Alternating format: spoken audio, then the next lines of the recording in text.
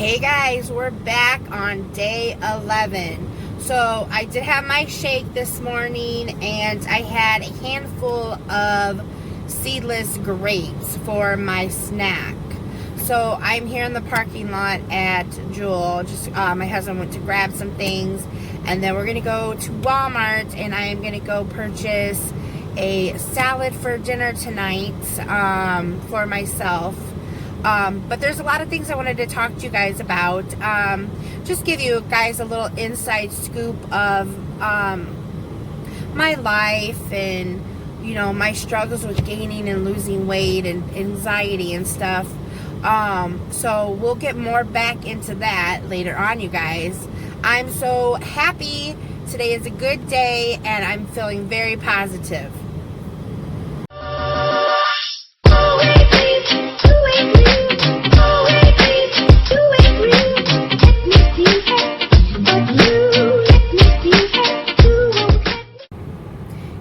So I'm here at Walmart. My husband is in getting my salad and everything that I needed. So I just wanted to get back on and just talk a little bit. So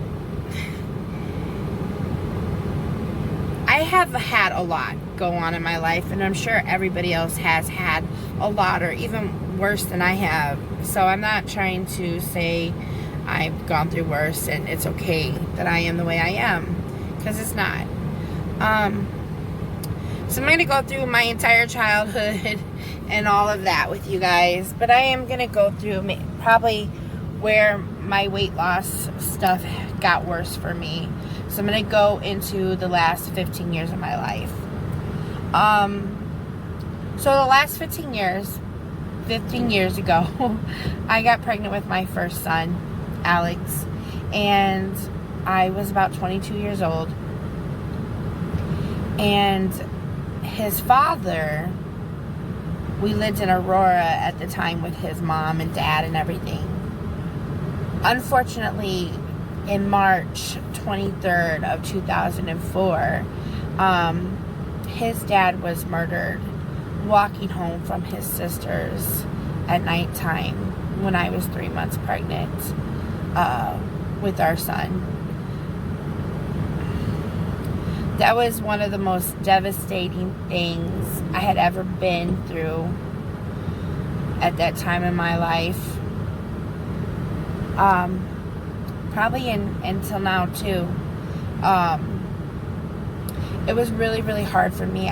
He was my first love. He was my first everything. We were looking into getting an apartment, and we were doing all the things that couples do when they're having a baby come. So it was an exciting new part of my life that I could share with someone that I loved. And that was taken from me. That was stolen from me. And that was stolen from my son. It was really hard. It was really difficult. And that's the point when I started letting myself really go, not taking care of myself like the way I should. And I don't think I realized I was doing it because I had to stay strong. I was pregnant and I was so afraid that I was going to lose the baby that I had inside of me, and that was the only thing left that I had of him at that time. So I had to be the strongest me I could be, and couldn't break down the way that I needed to, the way that I wanted to, the way that I felt like I deserved to. I'd have nightmares all the time, just thinking about what happened to him. So that's when I started putting on the weight, and then, having my son and being a mother and stuff. Being a mother's hard, especially a single mother. You don't think about, oh, I need to eat this way or I need to be this way. You just think about taking care of that baby and everything that baby needs and wants and has to have. That's the most important thing. When you're a mother, you put yourself last for everything. It's human nature inside of us. And you know what? I'm not saying it's just mothers. I'm sure there are some fathers that do the same thing. There's some single fathers out there. And you know what? Kudos to those men that are doing it by themselves. It is awesome. I applaud you guys. And I applaud the women that are doing it by themselves. But it's hard. It's not easy. Being a parent is a 2-person job. And we're basically doing it by ourselves, one. You know, so that was really difficult for me. By the 4th year of his passing, I had finally decided to start dating and trying to get to know people. And I had met my husband online through a website. And we were just friends and just talking and stuff. I mean, he lived all the way in Brooklyn, New York. So did I really think anything was going to happen between us? Not at all. But it did. You know, he finally came here to visit me. And he never left. And so from that, we have been together. We've been together for a little over 10 years now, and we've been married for 6 years. And we got pregnant in 2009, and I found out I was pregnant with identical twin girls, Ava and Alyssa. And we were very excited. I was so excited. I always wanted to have twins. Twins run in my family on both sides of my family. And I always wanted to be the one to bring the twins in. My grandmother is an identical twin with my Auntie Thelma. And so I always wanted to be the one to have the identical twin girls. And I did. But when I was about 19 weeks pregnant with the girls, I went in for an ultrasound, and I found out that one of my babies had passed away. And that was heart-wrenching for me. The only positive side to that is one of the babies were still alive. And the doctor told me, you know, this can go either one or two ways, you know. Either if they're fraternal twins, the other one may stay alive, or it may not. And if they're identical twins, the other one will die. And when he said he wanted to see me again in a couple more days, and I came back in a couple more days, and came back in and told me, unfortunately, the other baby had passed away. So he wanted me to go to Rush in Chicago, and I needed to be induced to have the babies because, you know, my body wasn't going to do it naturally for some reason. So I went in there and I had to go through the whole thing, giving natural birth. I've never given natural birth. I've had all C-sections for my children. So I did that, and it was really, really, really hard for me to watch other mothers come in there to give birth to their children and leave with their babies, or being in the next room and hearing the mother, you know, crying and giving birth, and then hearing the baby cry. That was really hard. I don't think I'll ever get that out of my mind and my heart. But those babies will always be in my heart, and they'll always be with me. And I know they're in heaven right now with my mother-in-law. Rest in peace. And my brother-in-law, rest in peace to him. So, you know, I went through that, and that, again, that took a lot on me. I went to eating. Eating was my stress relief. Eating was that cozy blanket that made me feel better when things went worse. But even after I ate, it never went away. So it's like constantly had to eat to keep that feeling of feeling okay. And it never went away. It never got better, you know. I did end up getting pregnant again after that. And very early on in that pregnancy, I ended up having a miscarriage. Didn't get a chance to find out what my baby was or anything. So we call that baby Preston. That one was hard for me too, because I thought, okay, this is gonna happen again for me.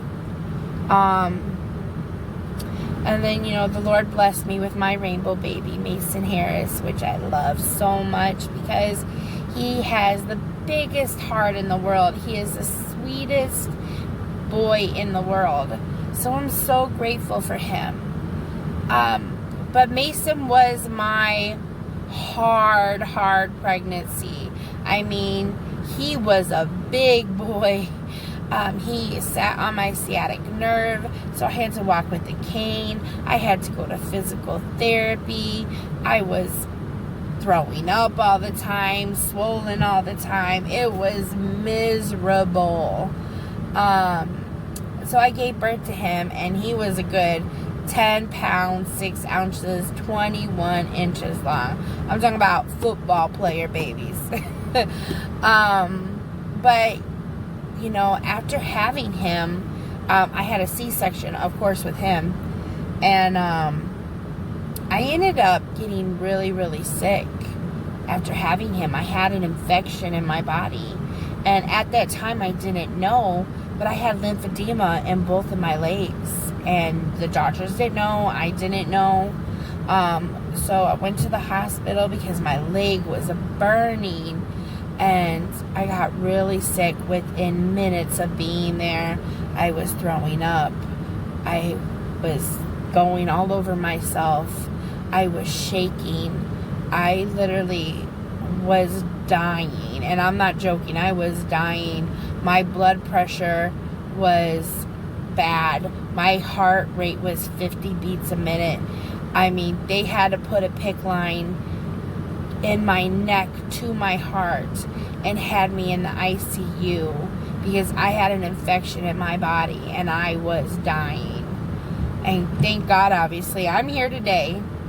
But the trauma of the pain and being scared of not knowing what was going to happen to me, not knowing what was going on, being in the ICU, still even in the ICU, having the chance of dying was very, very close for me.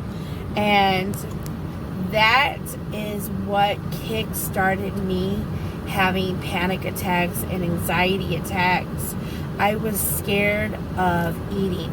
I was scared of getting sick. If someone I knew got sick or had a heart attack or got cancer, I was going to get it all of a sudden. That was going to happen to me because in my eyes, I wasn't worth anything. I wasn't like, oh, well, because I'm not good enough and because I'm big and because I'm this and this and this, I'm going to get this and I'm going to die because I'm not good enough to live. And so I would literally be going into the hospital once a month or twice a month because I would have these horrible panic attacks because I thought I was dying. And the doctors would eventually the doctors got to know me really well. Like they knew when I was coming in, why I was coming in. And they were great with me. They would calm me down and be like, okay, we're going to give you this anxiety medicine. Where they would give me EKGs. They would scan things. And they would tell me, you know what, for your weight, you are a healthy woman. You don't have diabetes. You don't have this. You don't have that. Your heart is better than mine. And I'm like, gosh, I kept telling myself, you better do something about it before they can't say that anymore. Before they say, yeah, you got diabetes and oh my God, your heart is horrible. Like, do something now, all the time. So, that's when it kicked off for me. Eventually things got better, and for most of you that do know me, I had another child. I had my daughter named Mia, and she was the most healthiest, positive, best pregnancy I've ever had. I was in a mentally good place. I was physically in a good place. I was taking very good care of myself. I didn't gain any weight. She was like 7 pounds, 3 ounces. Now, early on in that pregnancy, I did end up having some type of miscarriage thing because they didn't know I was actually pregnant at the time. So when I went to the hospital, the doctors explained to me that I was pregnant with twins and one of the babies passed, and I still had a present baby living in me doing well. So my Mia was a fraternal twin, and Mia made it, thank God. That was hard, but I was grateful that I had Mia. Like, that's my girl. So after that, I'm like getting my tubes tied. I'm not having no more babies. I mean, I always wanted a big family, but I didn't want to keep putting myself through these medical emergencies, and the children I'm having now and the family I have lose me because of it. So that is things that I've been dealing with for the most part in the last 15 years. And I've been trying for the last few years to get myself better. Sometimes I'm failing, sometimes I'm not. Sometimes I could drop 50 pounds and then I put it back on. But I'm tired of being in this roller coaster of losing and gaining and getting, you know, I get 1 minute I'm self-determined, I can do this, I got this, I'm going to do this, and I do really well. And then I think, oh, let's congratulate yourself and go have this and go do this. And then I throw myself completely off of what I'm supposed to be doing. So, that's a little bit of my roller coaster ride I wanted to share. I know we all have things that we go through that put us in those stages of life where we just don't care about ourselves. But I'm learning to love myself. I'm learning to accept myself for who I am and what I look like, and know that I have so much more in my heart and in my mind and soul. And that part of me is ready to break through. That part of me has wanted to come out for many, many, many years. And through the last 15 years of all these devastating things, I've lost that happy-go-lucky person I used to be. Excited about life, excited to start new things and do new things and be a part of things. And I want to do that. And I want to show my children that. I want my sons to see that. I want my daughter to see what it is to be a positive, healthy, happy young woman and have positive, healthy, happy relationships. So I just wanted to throw that in there for you guys to see some of the things I'm going through, what I have gone through, what I'm overcoming. And I just want to say again, thank you for everybody, commenting, reaching out to me, subscribing and liking everything. It really means a lot to me. I honestly didn't think I would ever be important enough to do this or to get people caring enough to want to help me. And I really appreciate it. It means the world to me. I think every one of you guys, even people that I don't really talk to, and maybe I went to school with you, maybe I know you from work, or when I did at work, maybe whatever it is, I really thank you guys. Your help, your opinions, your ideas, your questions, it helps me. And it really means the world to me. Thank you guys so much. So on that note, I'm not going to be sad. I'm happy. I'm in a good place mentally. And I just want to make sure you guys please share these. Please like, comment, subscribe. And you know what? If you ever need help, reach out. I'll help you. Don't forget, I'm not doing this journey alone. I have all of you guys. I have my Herbalife women. I have my paparazzi women. I have my family, and I appreciate you guys all. So thank you guys so much. You guys have a lovely day. Bye.